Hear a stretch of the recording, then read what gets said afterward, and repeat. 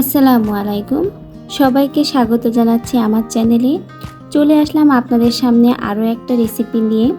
আজকে আপনাদের সাথে শেয়ার করছি বৃষ্টির দিনে খাওয়ার জন্য ও সন্ধ্যার নাস্তার জন্য খুবই মজাদার সবজির পাকোড়া বা পেঁয়াজু রেসিপি। সবজি পাকোড়া মূলত বিভিন্ন ধরনের সবজি মিক্সড করেই পাকোড়াটা বানানো হয়, তবে আমি আজকে এখানে শুধুমাত্র কাঁচা পেঁপে দিয়ে এই মুচমুচে পাকোড়া বা পেঁয়াজিটি বানাবো। বাসায় তো আর সব সময় সকল ধরনের সবজি থাকে না, সেক্ষেত্রে এরকম কাঁচা পেঁপে দিয়ে আপনারা মুচমুচে এই পাকোড়া বা পেঁয়াজুটি বানিয়ে ফেলতে পারেন।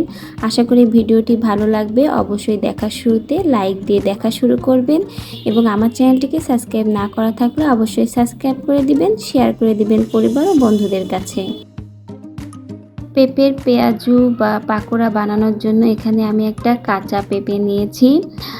আর পেঁপের ওপরে যে সবুজ অংশটা থাকে খোসা, এটাকে কিন্তু ভালো করে ছাড়িয়ে নিতে হবে।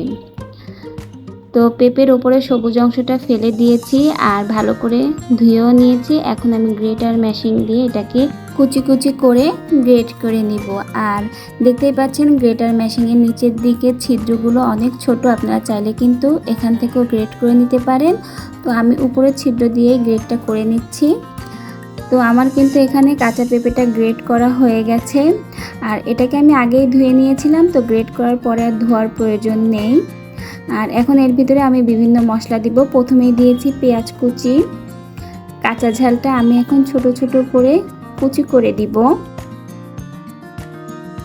কাঁচা ঝালটা দেওয়া হয়ে গেলে এর ভিতরে দিয়েছি ধনিয়া পাতা, ছোট ছোট করে কুচি করে দিয়েছি। আর দিব স্বাদ মতো লবণ, হলুদ গুঁড়া খুবই সামান্য, শুকনা ঝালের গুঁড়া, ঝালের পরিমাণটা আপনারা বুঝে দিবেন। আর দিয়েছি ভাজা জিরা গুঁড়া ও ধনিয়া গুঁড়া।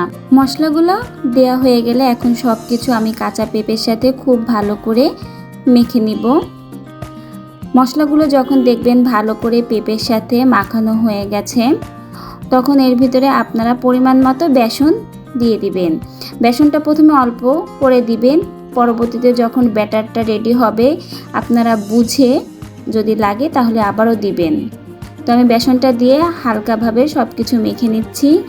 আর এখানে আমার আরও একটু বেসন দরকার, সেক্ষেত্রে আমি আরও একটু বেসন দিয়ে আবারও মেখে নিচ্ছি। সব কিছু যখন কাঁচা পেঁপের সাথে ভালো করে মাখা হবে তখন এর ভিতরে দিয়ে দিবেন কর্নফ্লাওয়ার। আর বাসায় কর্নফ্লাওয়ারটা না থাকলে আপনারা চালের গুঁড়িটাও দিয়ে এটা মেখে নিতে পারেন।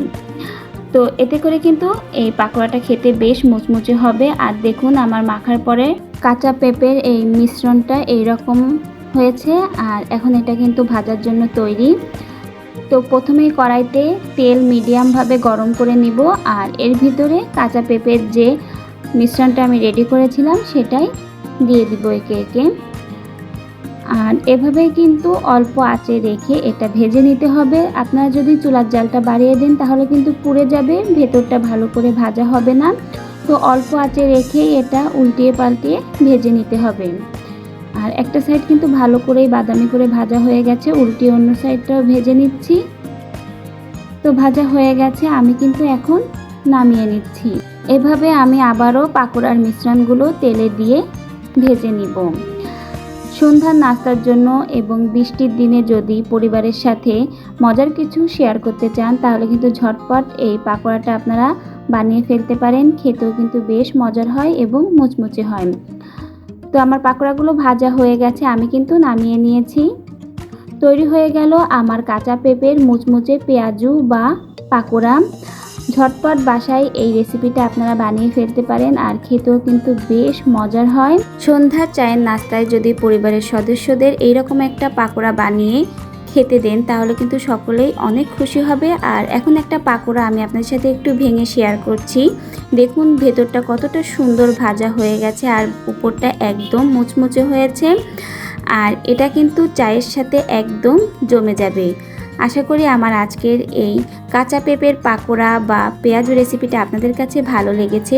অবশ্যই ভিডিওটায় একটা লাইক দিবেন এবং আমার চ্যানেলে নতুন হলে সাবস্ক্রাইব করবেন। আমার পুরাতন সকল বন্ধুদেরকে অসংখ্য অসংখ্য ধন্যবাদ পাশে থেকে সাপোর্ট করার জন্য। আমিও ইনশাল্লাহ আপনাদের সাথে আছি, থাকবো। আল্লাহ হাফেজ।